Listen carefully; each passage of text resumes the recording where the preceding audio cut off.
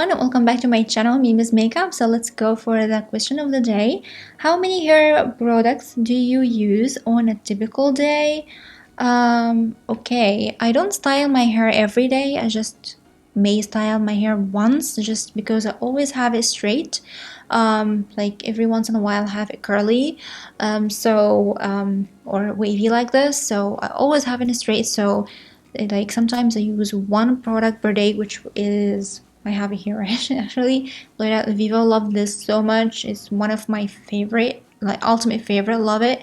I use it every day, so this is one product I use it every day. Otherwise, I use like 3 or 4 products. I can't remember. When I style my hair, of course, the styling product is so important. This oil, like heat protection, like spill-in treatment, and another like oil replacement. Apply it. Sometimes I apply more like serum, like anti-frizz or nurturing serum when I have a really dry hair. So it's like 4 or 5 products when I style my hair.